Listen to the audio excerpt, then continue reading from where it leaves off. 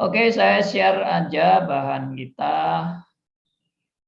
yang sudah kita bahas. Kita sudah sampai ke bab 3 ya. Dari buku John Owen tentang pencobaan. Bab 3. Nah, ini saya share bahannya.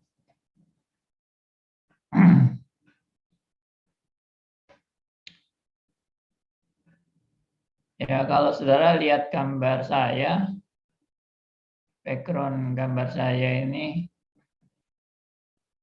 cukup seram ya gambarnya ini. Ini bagus sekali. Jadi ini gambar Gua singa dan Daniel. di lubang singa. Bagaimana ini singa-singa yang serem-serem ini akan memakan Daniel. Tapi Tuhan melindungi Daniel dan singa itu nggak ada yang bisa makan Daniel. Ya, ini salah satu mujizat yang Tuhan buat melalui anak-anaknya. Tapi ada tapinya.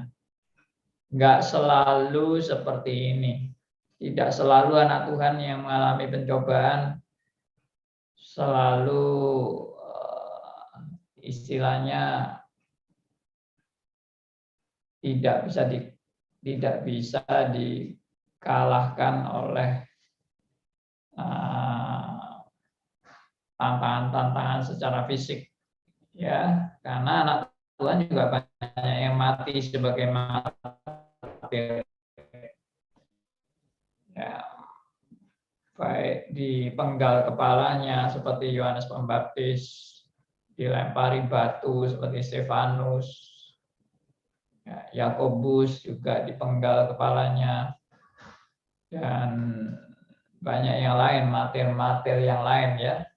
Di zamannya gereja mula-mula dan juga di zaman bapak-bapak gereja, nah itu banyak martir-martir. Sampai ke zaman reformasi. Juga banyak orang dibunuh karena mempertahankan iman yang benar. Bahkan pada waktu itu gereja Roma Katolik juga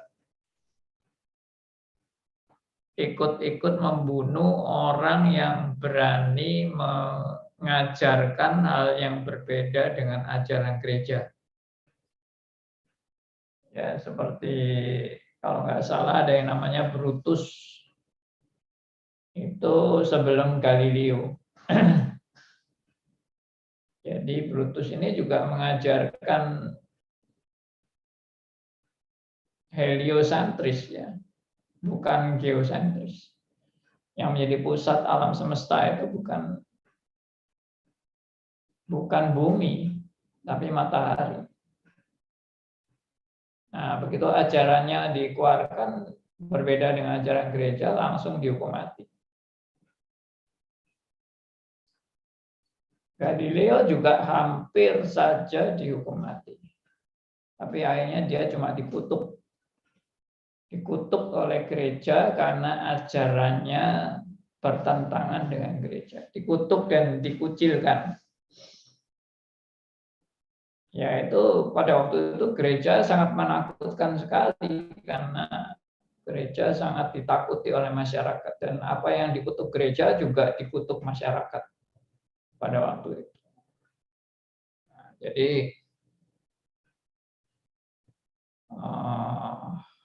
tidak selalu anak Tuhan itu menjalani jalan yang mulus. Ya, dalam hal ini kenapa Daniel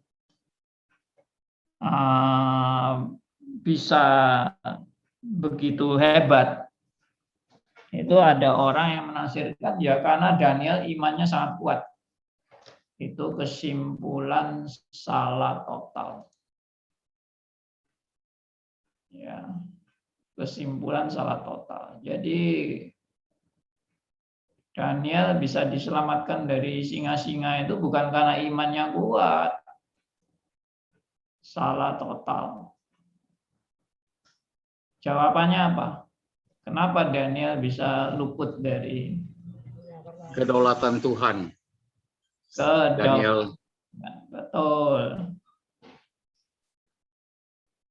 Jadi kalau itu gara-gara iman yang hebat dari Daniel, ya salah dong. Kalau iman yang hebat dari Daniel bisa membungkam singa-singa, ya kenapa Yohanes Pembaptis tidak bisa mengalahkan yang memenggal kepalanya, ya Algojo yang memenggal kepalanya. Mestinya Yohanes Pembaptis dengan kuasa Tuhan bisa langsung mengutuk algojonya, langsung algojonya kolaps ya. Dibentak sekali gitu, algojonya bisa langsung geletak. Tapi enggak, ternyata putus. Lehernya Yohanes Pembaptis putus. Nah, itu salah kalau analisa. Wah, berarti kalau begitu Yohanes Pembaptis ini imannya nggak kuat ya. Demikian juga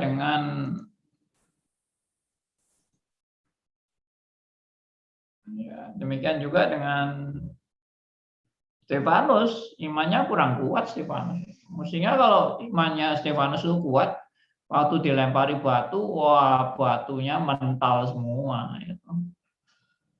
Stefanus jadi kebal itu, karena imannya sangat kuat. Nah itu salah juga analisanya. Itu analisa terlalu pendek berpikir. Ya, tidak melihat Alkitab secara utuh, seutuhnya dan secara komprehensif. Nah, ini sama dengan zaman kita kan, COVID. Wah, banyak orang Kristen mati, itu orang-orang kurang beriman itu yang mati-mati itu. Yang hidup ya seperti kita ini hidup enggak kena COVID, itu yang orang-orang beriman ya. Yang mati-mati itu kurang beriman. Ini ngaco juga analisa seperti ini. Masa orang beriman tidak bisa mati? Ya buktinya semua orang beriman di Alkitab mati semua. Abraham juga mati, Musa mati, ya Daniel juga mati, Yesaya juga mati. Emangnya yang beriman kalau begitu kan cuma Enos sama Elia aja yang beriman. Seluruh dunia ini yang beriman cuma 2 orang, Enos sama Elia. Yang lain kurang beriman semua, termasuk Habel itu ya kurang beriman itu Habel itu. Mau mati kok. Nah, itu konyol kan, analisa yang konyol banget. Masa di dunia ini hanya yang beriman hanya Elia sama Henok. Enggak benar itu. Ya, nah makanya ini cara-cara berpikir seperti ini harus terus kita perbarui, jangan terseret oleh pikiran-pikiran ngaco-ngaco itu, ya. Orang yang kena COVID kurang beriman, yang beriman pasti tidak kena, itu benar-benar ngaco itu, simpulan-simpulan itu. Ya, virus itu apa ini namanya? Vaksin ini setan, ini pekerjaan setan ini vaksin ini. Kita tidak perlu ikut vaksin-vaksinan karena ini semua dari setan. Ya, ini repot ya. Orang-orang model kadrun ini memang sulit. Ya kelihatannya zaman sudah secanggih ini masih ada orang yang ya aneh-aneh ya pendapatnya ya. Bumi itu datar katanya, tidak bulat, datar. Itu pikiran kayak apa pikiran-pikiran itu? Saya kadang-kadang juga heran melihat orang-orang yang aneh-aneh ini ya. Sudah ilmu pengetahuan demikian maju, nggak percaya bahwa bumi itu bulat, ya. Bumi itu datar katanya, datar seperti piring gitu. Ya. Jadi kita bisa kecemplung tuh kalau sampai di pinggirnya piringnya itu kan, di pinggirnya bumi kita bisa terjun jatuh itu bisa. Ya oke lah, itu sedikit intermezzo dari pencobaan ya. Ya bersyukurlah kita terus boleh makin maju, makin diperlengkapi dalam pengenalan akan kebenaran firman Tuhan. Ya, kita lanjut. Jadi kita udah sampai ke alasan pertama tentang tugas yang begitu penting. Ya. Nah, ini di sini dikatakan kita akan memikirkan 3 alasan yang diberikan Alkitab. Mengapa tugas ini begitu penting? Yaitu apa? Tugas utama bagi setiap orang percaya untuk berusaha keras dengan memakai sarana yang telah Kristus berikan agar tidak jatuh ke dalam pencobaan.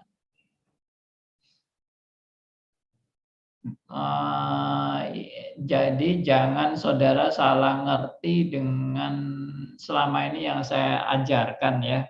Karena kalau orang salah ngerti dengan apa yang saya ajarkan bisa fatalisme.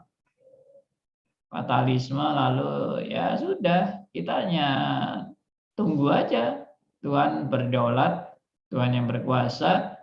Ya kita enggak usah berbuat apa-apa, kita hanya tunggu aja Tuhan mau bekerja apa, ya kita tunggu, kita nantikan Tuhan yang bekerja. Kita enggak usah bekerja apa-apa.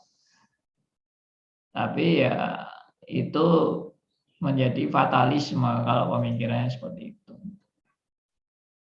Jadi yang benar itu kita tetap harus meresponi anugerah Allah dengan berusaha keras.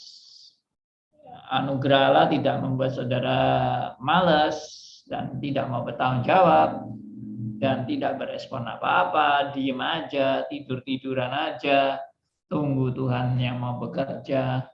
Kita hanya boleh, ya kita hanya rekreasi aja lah. Nggak usah, ya istilahnya bahasa Jawanya itu, nggak usah soro-soro ya. Kita nggak usah soro-soro. Ya tenang aja, hidup itu kan dipimpin Tuhan. Nggak usah mikir, nggak usah susah, gembira terus ya. Nggak usah takut. Tenang aja. Itu akhirnya menjadi orang apa? Menjadi orang yang tidak bertanggung jawab. Orang model seperti itu adalah orang yang menyalahgunakan anugerah Tuhan untuk hidup bermalas-malasan. Ya, saya ulangi ya, menyalahgunakan anugerah Tuhan untuk menjadi alasan saya menghalalkan kemalasan saya. Toh Tuhan yang bekerja, bukan saya. Toh Tuhan yang melindungi, bukan saya. Ya, toh Tuhan yang menjamin, bukan saya. Ya saya happy-happy aja menjalani hidup ini, happy-happy, enak-enak, senang-senang. Nggak usah belajar, nggak usah sungguh-sungguh, nggak usah berkarya macam-macam, ya tinggal Tuhan yang bekerja. Nah, itu namanya fatalisme, ekstremisme, ya, pasifisme, dan yang sejenis, ya, fatalisme dan sebagainya. Oke. Ini ya, saya bacakan ulang alasan pertama, Tuhan Yesus memberikan kepada kita doa sehari-hari. Dalam pola ini ada satu permohonan, janganlah membawa kami ke dalam pencobaan, tapi lepaskanlah kami daripada yang jahat. Nah, permohonan ini bisa diartikan dengan perkataan lain, berjanjilah kepada kami bahwa kami bisa dengan penuh kuasa terbebas dari kejahatan yang membuat kami masuk ke dalam pencobaan. Nah, ini saya sudah kritik kalimat ini kalimat yang nggak pas ya untuk praktek iman kita yang benar. Ya, berjanjilah kepada kami bahwa kami bisa dengan penuh kuasa terbebas dari kejahatan yang membuat kami masuk ke dalam pencobaan. Ya, Tuhan itu tidak perlu kita tuntut untuk berjanji kepada kita. Kita itu siapa kok menuntut-nuntut Tuhan untuk berjanji kepada kita? Emangnya Tuhan bisa kita tuntut untuk berjanji pada kita? Nah, itu kan tidak benar kan? Jadi kita tidak boleh kita memperlakukan Tuhan sebagai jongos atau kacungnya kita yang harus nurut sama kemauan kita. Ayo janji, janji, janji. Ya Tuhan, ayo janji Tuhan. Janji apa Tuhan tanya? Janji bahwa saya tidak akan kena pencobaan yang bisa menyebabkan saya jatuh nanti dalam dosa. Ayo Tuhan janji ya. Emangnya siapa kita yang nuntut-nuntut Tuhan harus berjanji sama kita? Ya, kurang ajar banget kalau seperti itu. Nah, itu yang saya mau tekankan pada minggu yang lalu. Nah, jadi kalau kita tidak menuntut janji Tuhan, lalu bagaimana sikap kita? Karena ada yang bilang, ya sudah, Tuhan kan sudah maha tahu, Tuhan sudah ngerti semuanya. Tuhan tidak perlu janji, Tuhan sudah tahu kewajibannya. Ya sudah, kita kan tidak perlu berdoa. Kesimpulannya kan gitu. Kita tidak doa pun Tuhan tetap memberi kita yang terbaik. Jadi kesimpulannya apa? Kesimpulannya tidak usah berdoa. Nah, ini ngawur lagi kalau kesimpulan seperti itu. Yang jelas kita harus berdoa. Tapi bagaimana berdoa yang sesuai dengan kehendak Tuhan? Nah, itu yang saudara dan saya harus pelajari baik-baik. Ya, jangan berdoa asal berdoa. Jangan berdoa dengan doktrin yang ngawur atau pengajaran yang ngawur. Tuhan pasti menyembuhkan saya. Tuhan pasti membuat saya sukses. Tuhan pasti tidak ingin anak-anaknya jatuh miskin. Pasti anak-anak Tuhan itu harus kaya raya. Ya, ini kelihatannya doa-doa semacam ini sangat meyakinkan sekali, sangat membangun sekali, tapi ngawur. Nah, mari kita renungkan baik-baik ya. Dalam menjalani hidup yang penuh dengan pengajaran-pengajaran ngawur ini, saudara dan saya bisa menyeleksi sesuai dengan anugerah Tuhan. Ya, oke. Jadi yang dimaksud berjanjilah kepada kami bahwa kami dengan penuh kuasa terbebas dari kejahatan yang membuat kami masuk ke dalam pencobaan. Ini kalau saya menangkap spirit yang sebenarnya adalah saya sadar Tuhan bahwa saya tidak mungkin kuat menghadapi pencobaan sendirian.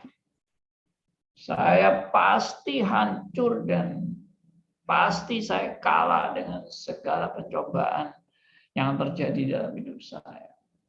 Karena itu Tuhan, saya berserah kepadamu, berserah kepada pimpinan Tuhan.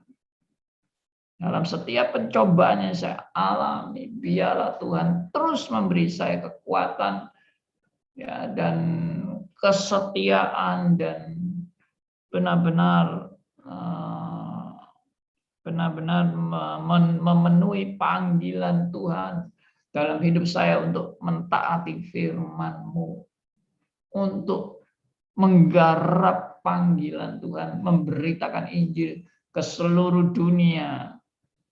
Saya mau belajar untuk taat, menghadapi segala tantangan, kesulitan ini. Kami percaya juga Tuhan sedang mau melatih kami dan menggembleng kami untuk kami menjadi prajurit-prajurit Kristus yang makin tangguh menghadapi segala pencobaan. Itu maksudnya. Ya, jadi spiritnya itu bukan spirit memerintah Tuhan, janji Tuhan. Ya, Saya tuntut janji-Mu Tuhan. Emangnya lu siapa nuntut janji Tuhan? Apa Tuhan berhutang kepada Anda? Sampai Tuhan harus janji sama Anda dan sadar kan, apakah Tuhan berhutang kepada Anda sehingga Anda berhak merintah Tuhan untuk berjanji kepada Anda? Ya, kalau seorang debt collector itu, ya, debt collector itu kan penagih hutang dengan ancaman-ancaman yang menakutkan. Ya, apakah kita menuntut janji Tuhan seperti debt collector yang ngancam-ngancam Tuhan? Tuhan, awas kalau Tuhan tidak memberikan saya berkat-Mu, saya akan mogok, saya tidak akan memberikan persepuluhan lagi. Wah, Tuhan ketakutan. Oh, jangan, saya butuh kamu, ya, saya memerlukan kamu, jadi kamu jangan ngamuk-ngamuk gitu, ya. Saya mau taat dengan segala perintah-Mu. Apa Tuhan seperti itu? Kalau Tuhan seperti itu, ya namanya bukan Tuhan. Ya itu namanya, ya itu kemarin saya sudah pakai istilah-istilah yang ya sebenarnya nggak enak, tapi ya itulah, kita memang memperlakukan Tuhan seperti itu, seperti kacung, seperti congos, seperti jin lampu Aladin, ya, yang bisa kita perintah-perintah semau kita. Oke, jadi kata-kata ini juga adalah kata-kata yang dilatar belakangi dengan kesadaran bahwa betapa hebatnya pencobaan yang saya alami dalam hidup saya, atau saya akan alami dalam hidup saya, dan saya betapa lemahnya di hadapan Tuhan, dan saya memohon Tuhan memberikan saya terus kesadaran untuk bergantung kepada Tuhan dan tidak menyombongkan diri dan merasa diri kita yang hebat dan luar biasa. Tidak, semua karena only by grace, semua karena anugerah Tuhan. Ya, puji Tuhan. Jadi ini bab yang sudah masuk ke bab 3 ini, ya. Nah, jadi juru selamat kita yang baik tahu. Nah, ini kalau kalimat ini saya setuju. Ya, juru selamat kita yang baik tahu betapa bahayanya pencobaan itu dan betapa kita membutuhkan pertolongan Allah. Ya, untuk apa? Agar kita terhindar dari kejatuhan ke dalam pencobaan. Meskipun kejatuhan itu kalau benar-benar terjadi, itu juga ada tetap dalam perlindungan dan pemeliharaan Allah. Meskipun kita mengalami banyak pencobaan, bahkan waktu kita jatuh, ya, dalam pencobaan itu melalui pencobaan itu kita jatuh dalam dosa, tetap dalam perlindungan Tuhan dan belas kasihan Tuhan. Ya, kalau tidak, kita dibiarin gitu aja, silakan jatuh sendiri, rasakan sendiri. Iya, kalau Tuhan sudah biarkan kita seperti itu, wah, setan menggarap kita, menghancurkan kita, menghabiskan kita pasti nggak percaya. Tuhan pasti masih melindungi saudara dan saya pada saat kita mengalami pencobaan, dan bahkan pencobaan itu kalau kesalahan kita sendiri, karena dosa-dosa kita sendiri, Tuhan tetap melindungi dan menyertai. Oh, kalau gitu ya enak Pak, saya berbuat dosa terus aja, toh Tuhan tetap menyertai dan melindungi. Ini kata-kata orang yang selalu menunjukkan kebodohannya kalau ngomong seperti itu. Kenapa? Orang yang dilindungi, orang yang disertai, orang yang dijamin kehidupannya oleh Allah adalah orang yang juga mengalami proses pembaruan demi pembaruan dalam hidupnya, sehingga pikirannya bukan pikiran-pikiran yang yang sesat, yang timbul akibat Tuhan melindungi dia, Tuhan menyertai dia, Tuhan memperbarui hidupnya. Jadi pikirannya timbul apa? Pikirannya timbul itu bagaimana aku bisa memuliakan Tuhan dalam hidupku. Bagaimana hidupku boleh dipakai untuk pelebaran kerajaan Allah. Itu yang dipikir. Bukan, wah enak ya sudah diampuni dosanya. Saya akan berbuat dosa terus. Itu pikiran yang timbul dari kedagingan dan hawa nafsu manusia duniawi. Saya tidak katakan bahwa anak Tuhan tidak bisa punya nafsu duniawi. Bisa, sangat bisa. Makanya kita itu lemah. Dan kita membutuhkan pertolongan, bimbingan daripada Tuhan. Peringatan-peringatan bahkan. Kita memerlukan itu. Ya, jadi kalimat berikutnya, kita percaya kepada hikmat, kasih, kepedulian Yesus terhadap umatnya. Dia menegaskan tugas ini, kita harus memperhatikannya dengan seksama. Jadi kita malah disadarkan hidup kita ini semata-mata bergantung pada pertolongan Allah. Kalau bukan Tuhan yang menolong, hancur semua. Lenyap semua. Makanya jadi orang Kristen tidak boleh sombong. Tidak boleh merasa diri lebih dari yang lain. Tidak kemudian juga meremehkan anak-anak Tuhan yang lain. Goblok kamu, gitu aja nggak ngerti. Ya. Tidak, semua anak Tuhan adalah anggota tubuh Kristus. Ada tangan, ada kaki, ada mulut, ada hidung. Bahkan ada yang tidak kelihatan. Ya, ada yang jantung, ada yang paru-paru, ada ginjal, ya, ada empedu, dan lain-lain. Ya, liver, ya, hati juga ada. Semua itu anggota tubuh itu semua berfungsi, semua berperan untuk menggenapi panggilan Tuhan dalam kehidupan orang percaya. Jadi kenapa kalau ada pertanyaan, kenapa kok kesalahan kita juga tetap dalam perlindungan Tuhan? Meskipun itu dosa kita, kesalahan kita, tapi dalam perlindungan. Iya, karena apa? Kalau Tuhan tidak melindungi, kita sudah kebablasan dalam melakukan kesalahan itu. Kalau Tuhan tidak menjamin dengan penyertaan dan pemeliharaannya, kita sudah terus memuaskan kedagingan kita, sudah out of control, tidak terkendali lagi dan habis.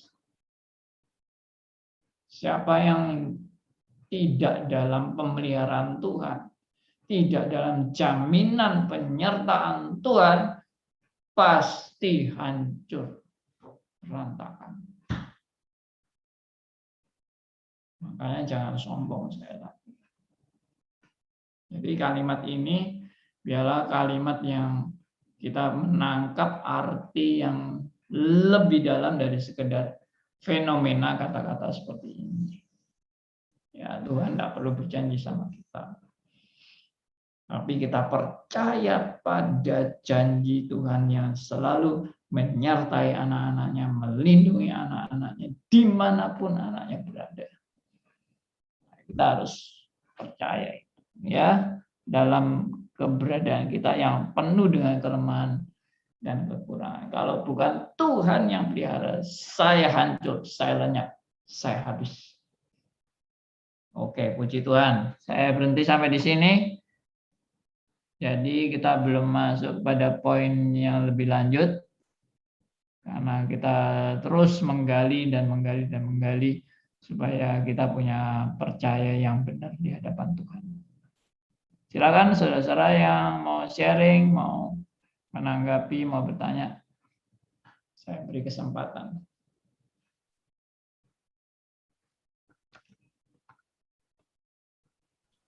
Saya nunggu Pak Aryo bicara. Biasanya Pak Aryo. Oke. Ya boleh. Terima kasih diberi kesempatan sama penggantinya Ibu Meta ya. Elia itu. Iya. Jadi yang tadi dikatakan orang-orang kadrun-kadrun pun ada di agama Kristen. Jadi dalam hal kena COVID tadi itu orang-orang yang kadrun tadi dari Kristen, mereka bukannya tidak beriman, mereka itu malah sangat beriman pada Tuhan. Sampai tidak perlu pakai segala macam perlengkapan manusiawi, kedokteran. Dengan perlindungan imannya, dia bisa menahan COVID itu. Dan ternyata pada awal-awal COVID itu masuk, yang pertama-tama jatuh, yang kuat imannya paling kuat itu berjatuhan mati-mati. Setelah itu mungkin mereka mulai sadar. Akhirnya ya mereka lebih tidak berani pakai iman lagi. Ayo pakai kedokteran saja lah. Ya gitu aja. Terima kasih. Ya. Bukan tidak berani pakai iman, tidak berani pakai iman ngawur. Silakan Pak Elia. Iya Pak, saya belajar jadi seorang moderator. Suara saya kecil atau cukup terdengar jelas? Jelas.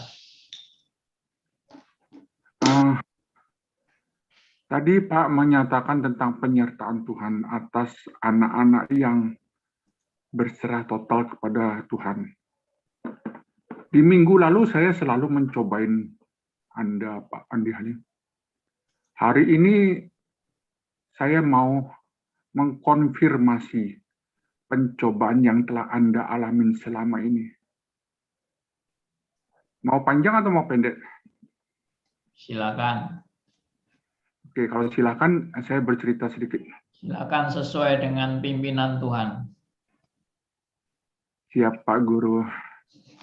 Pada tanggal 30 September 2021, seperti biasa saya punya grup namanya BG.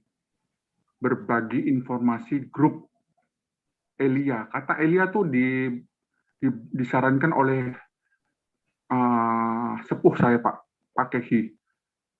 Kamu tuh kalau disarankan oleh sepuh saya Pak Kehi. Oh Pak Kegi. Oke. Dia bilang mau cari grup saya susah.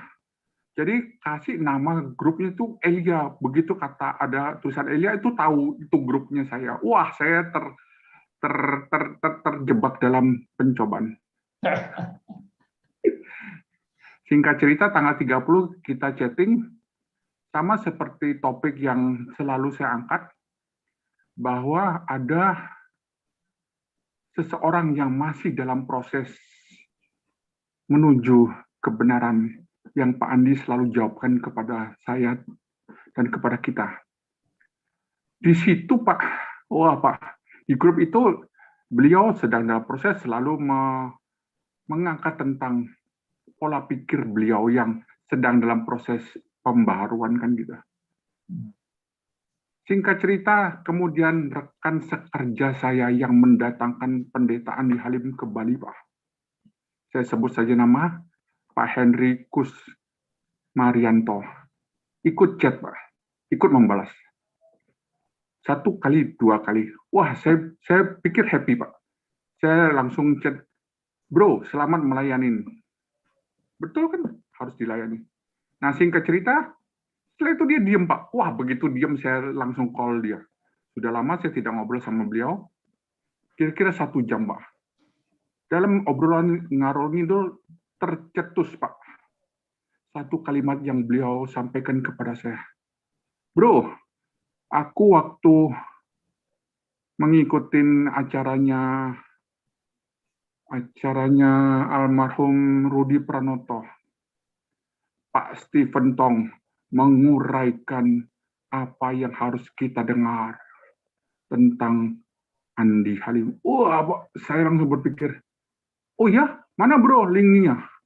Dia lupa, dia bilang nanti cari aja. dan atas penetapan Tuhan, Pak. Kemarin malam saya lagi sedang sibuk ya, tukang sudah selesai kemarin. Terus kemarin tuh tiba-tiba ingat dia.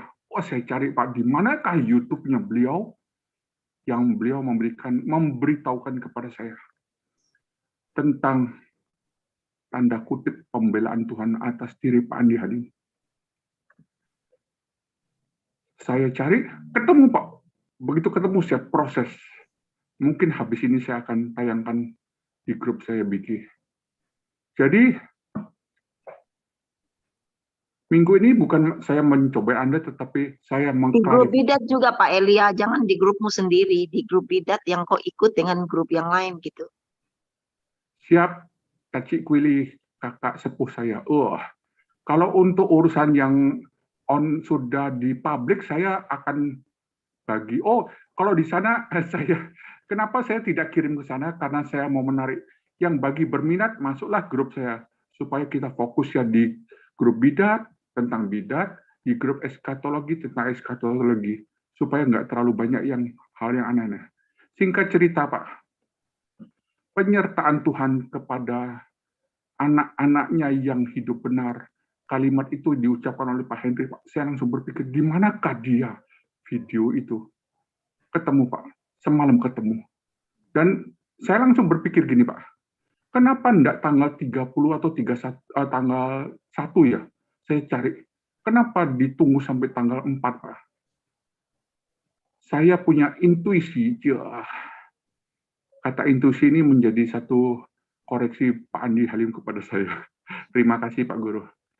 Jadi saya berpikir, kalau itu tanggal 1 atau tanggal 2, saya tidak matching dalam men-YouTube-kan tentang poin di balik sejarah yang saya alami, bahwa penyertaan Tuhan kepada Andi Halim dibuka di depan umum, Pak. Saat malam kedua penghiburan kepada keluarga almarhum Rudi Pranoto, disebutkan Pak Tong bagaimana dia belajar di saat, kemudian di semester terakhir, beliau mendapatkan kuliah oleh pendeta dari mana tuh? Dari luar negeri yang mengajar tentang predestinasi. Dia kaget. Ini ringkasan cerita. Kaget dan akhirnya dia merubah seluruh pola kehidupan tentang doktrinal kepada Kristus. Bahwa bukan teosentrik katanya, tetapi harusnya antroposentrik. Kalau Pak Andi bilang teosentris, Pak Tong bilang teosentrik. Jadi sentris dengan trik gitu ya. Poinnya adalah dari situ dia berubah. Dan itu sangat bagus sekali. Tugas mencuplik saya sudah saya kerjakan sampai tadi dini hari. Dan hari ini siap untuk ditayangkan. Jadi poinnya saya adalah pada akhirnya Tuhan akan membela orang yang berjalan benar di hadapan Tuhan. Demikian juga kepada setiap kita.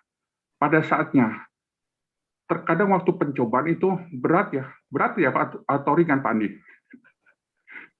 Dan ternyata di detik-detik terakhir ternyata Guru Andi Halim, guru pertama Stris Andi Halim telah menelorkan tanda kutip seorang Rudi Pranoto. Dan selanjutnya Pak Tong mengatakan ada keturunan beliau, keturunan Rudi Billy Kristanto yang luar biasa. Cuplikan itu ternyata dikeluarkan oleh Tuhan setelah terjadinya murid dipulang oleh Tuhan. Demikian Pak Andi Halim, thank you. Ini punya bakat ini, mengikuti jejak-jejak sejarah ini, Pak Elia ini. Ya, puji Tuhan, kalau saya melihat semua itu semua karena anugerah Tuhan juga ya. Karena siapa saya sih? Saya juga bukan orang hebat. Saya juga orang dulu Arminian yang selalu melawan reform. Kalau bukan Tuhan yang merubah saya, ya saya nggak bisa apa-apa. Tetap buta terus. Only by grace. Dan kita bisa melayani ini pun juga only by grace. Ya. Pelayanan tiap anak-anak Tuhan ya beda-beda, bidangnya bisa lain-lain, nggak harus sama. Saya juga bersyukur bahwa ini ada Zoom. Kalau nggak ada Zoom, saya nggak ada pelayanan apa-apa mungkin ya. Saya cuma diem di rumah aja karena memang saya sudah lepas dari semua pelayanan. Saya tidak mengembalakan. Saya cuma mengajar stres saja. Lalu kalau stres ada pandemi kan stresnya tutup. Ya, gereja juga mungkin sudah hanya Zoom saja, tidak mengundang hamba-hamba Tuhan lain. Ya, saya jadi orang yang lolo aja, nggak tahu mau kerja apa di masa pandemi ini. Tapi ternyata ya Tuhan buka jalan, kita bisa melalui Zoom, kita bisa beritakan firman. Ya luar biasa sekali, saya merasa ya inilah jalan Tuhan juga. Sampai tidak nyangka kalau video kita ini sudah kurang lebih 250 video yang ada di channel Sris Ngagel. Tidak terasa, ya 250. Tapi bukan itu yang penting. Yang penting sungguh-sungguh boleh jadi berkat. Kalau videonya banyak-banyak tapi ngawur semua ya buat apa? Tidak ada gunanya kan. Video banyak-banyak tapi ngaco, menyesatkan jemaat. Ya puji Tuhan ini makin banyak orang yang tahu video kami lalu wah dikasih tahu ke teman-teman yang lain yang rindu belajar. Ya, ayo lihat itu videonya Satanologi, videonya Arminianism vs Calvinism. Ya, videonya bahasa roh. Ya, itu saya juga bagikan semua gratis kan, nggak bayar. Nggak ada yang bayar sama saya itu. Karena memang saya tidak menuntut bayaran. Itu firman itu gratis, nggak usah bayar. Ya, jadi saya masukkan YouTube semua, nggak apa-apa. Karena saya sudah merasa kapan lagi saya mau beritakan ini. Nanti kalau saya mati malah saya nggak sempat apa-apa lagi, udah nggak sempat bagikan berkat-berkat Tuhan yang selama ini saya sudah pelajari. Jadi saya mau tuangkan semua yang sudah saya pelajari ini dalam YouTube ini. Tapi bentuknya nggak sampai kuliah serius gitu ya, bentuknya obrolan, diskusi, tukar pikiran, ya seperti itulah model pembawaan saya. Ada orang bilang, Pak Andi ini ngantuk, ya toh. Kalau ngajar itu, aduh, kalem-kalem ngantuk, enggak yang kayak seperti hamba-hamba Tuhan lain, wah semangat berapi-api. Ya, memang saya seperti ini modelnya. Orang saya ini sudah model pragmatik, ya toh. Mau dirubah jadi orang lain ya nggak bisa. Tapi ya Tuhan pakai semua orang lah. Iya kan? Tidak semua orang model seperti Rasul Paulus. Ada yang model Andreas, ya, ada yang model Yohanes, ya, ada yang model Petrus. Ya Tuhan pakai semua. Ya, sama lah seperti kita semua juga. Di sini kan ada model Elia, ada model Bu Kwili, ada model Pak Aryo. Ya beda-beda semua, ya kan? Ada model Bu Nita, Pak Sugiarto. Ya Tuhan pakai semua. Makanya katanya tubuh Kristus itu ada kaki, ada tangan, ada mulut, ada hidung. Ya Tuhan pakai. Ya toh jangan anggap wah apa ini paru-paru itu nggak penting, buang aja paru-paru itu karena nggak kelihatan kok di tubuh ini, nggak kelihatan paru-paru, buang aja. Bagaimana bisa dibuang paru-paru? Ya nggak bisa, meskipun paru-paru nggak pernah nampak, ya toh, nggak pernah menonjol, tapi sangat penting kan. Nah itu. Kelihatannya Pak Aryo mau ngomong nih, mic-nya belum nyala Pak, mic-nya Pak Aryo.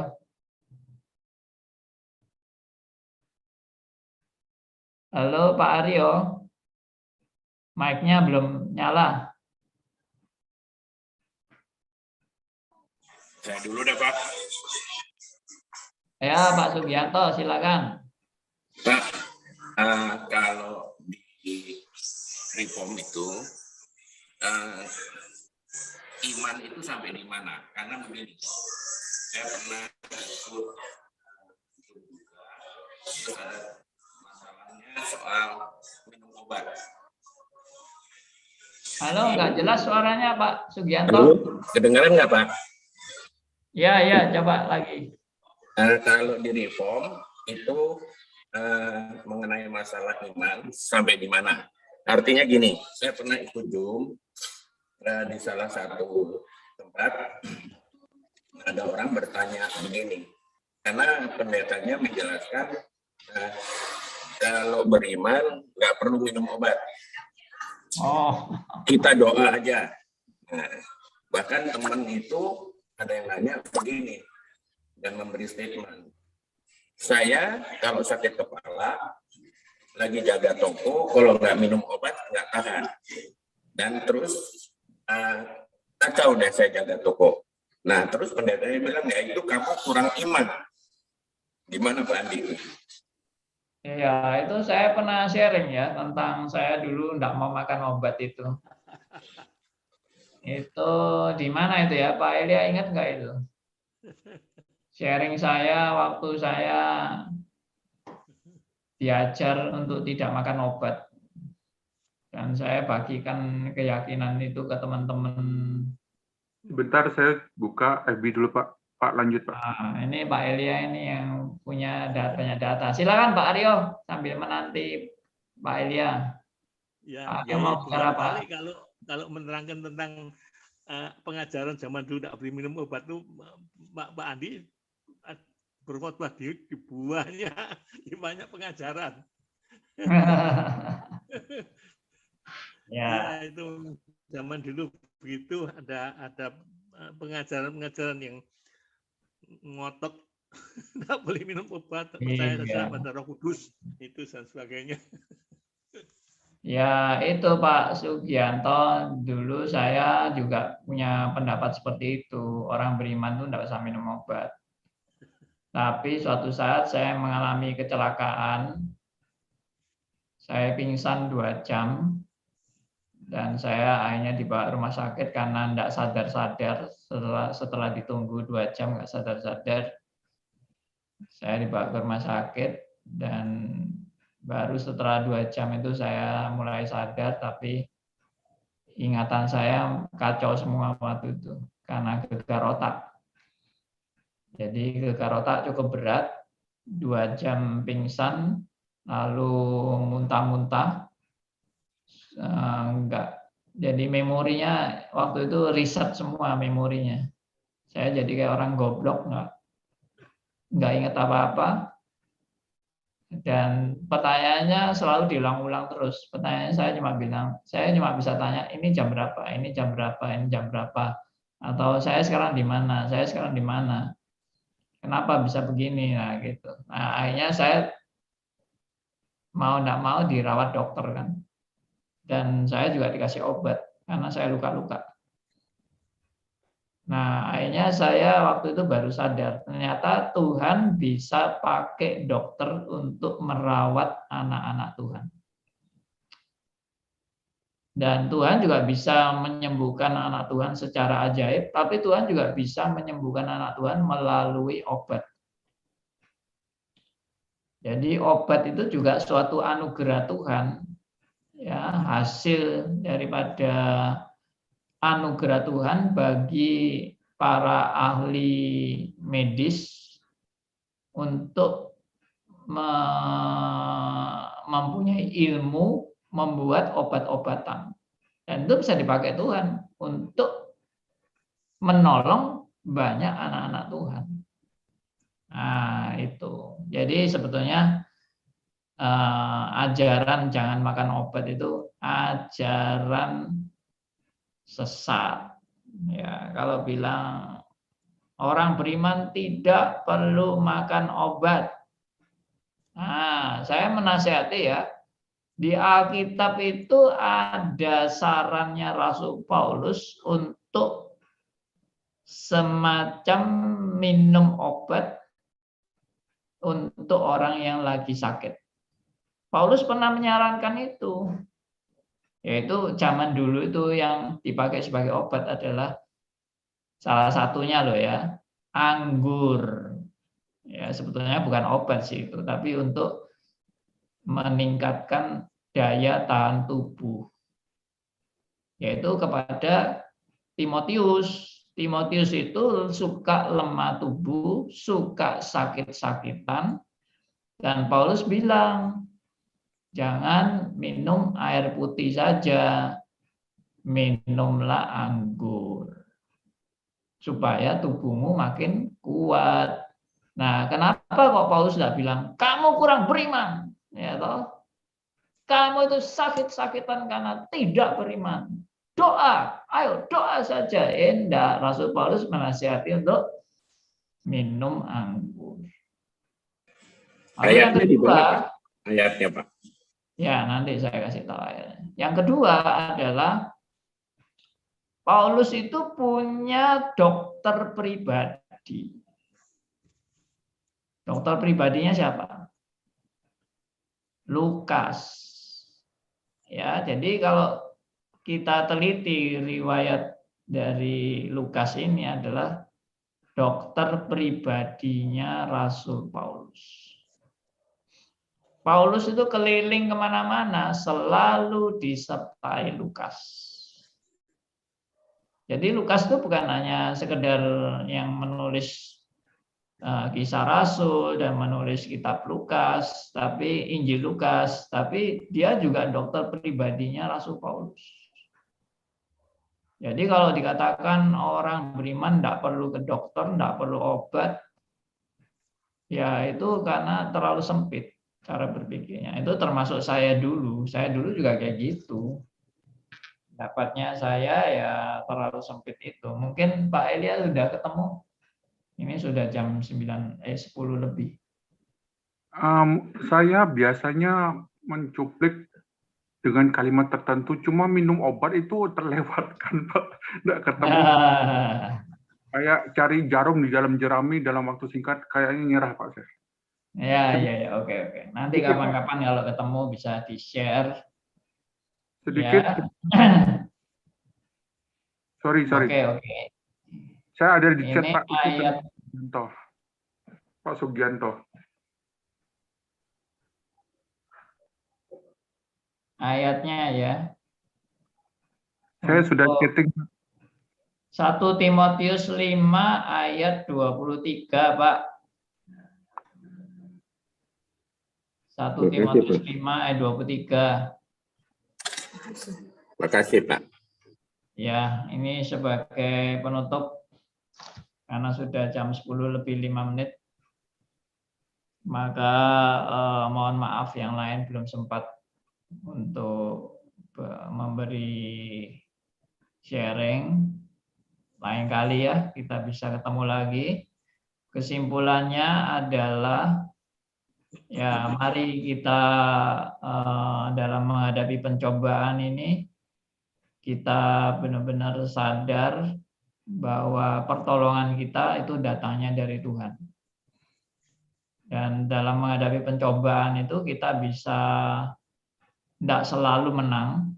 Menang dalam arti mungkin tidak sampai mati atau nggak sampai mengalami musibah, celaka. Tidak selalu seperti itu. Jadi jangan jadi orang Kristen kalau sharing itu puji Tuhan, pemeliharaan Tuhan sempurna, saya tidak jadi mati. Kalau sharingnya seperti itu, seolah-olah orang yang mati itu tidak dipelihara Tuhan. Puji Tuhan, ya saya sakit, akhirnya saya sembuh. Itu karena Tuhan mengasihi saya. Kalau seperti itu, kelihatannya orang yang nggak sembuh tidak dikasih Tuhan. Puji Tuhan, bisnis saya maunya rugi bangkrut. Ternyata tidak bangkrut. Ini bukti bahwa Tuhan mengasihi kita. Kelihatannya orang yang bangkrut tidak dikasih Tuhan. Nah, ini sharing-sharing seperti ini, saya harap kita punya hikmat bijaksana dari Tuhan untuk sharing yang sesuai dengan prinsip Alkitab. Saya tidak katakan bahwa orang disembuhkan Tuhan itu lalu kalau sharing, wah Tuhan mengasihi kami, Tuhan sudah menyembuhkan kami, itu salah. Enggak salah. Tapi ingatlah bahwa waktu Anda sharing itu, ada orang-orang lain yang tidak sembuh. Ada orang-orang lain yang kena malapetaka. Ada orang-orang lain yang bahkan mati dan tidak tertolong. Nah, jadi coba balance. Sharingnya itu balance. Bahwa baik yang sembuh maupun yang tidak sembuh. Baik yang luput dari musibah maupun yang tidak luput dari musibah, yang akhirnya juga mati atau kena penyakit, sakit penyakit, kena malapetaka, kena kerugian besar. Ya, itu pun adalah proses Tuhan membentuk anak-anak yang dikasihi. Untuk dia makin mengenal Tuhan. Dia makin dekat kepada Tuhan. Dan dia akhirnya menghadap kepada Tuhan. Ya, seperti adik ipar saya juga baru dipanggil Tuhan. Masih umur 57 tahun. Ya. Semua kaget, semua sedih. Mertua saya juga sangat kehilangan. Dan sangat sedih, istrinya juga sangat kehilangan, sangat sedih anak-anaknya. Tapi ya udah, ini yang harus kita jalan. Tapi ini bukan karena Tuhan tidak mengasihi ipar saya yang meninggal ini. Saya percaya Tuhan juga mengasihi. Tapi orang kalau sudah waktunya, ya sudah, kita berserah. Sedikit, Pak Andi. Ya.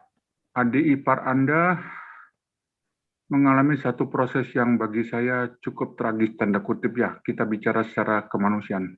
Ya. Dia pasang ring maunya untuk supaya hidupnya lebih panjang. Ternyata itu jalan dia pulang. Yes.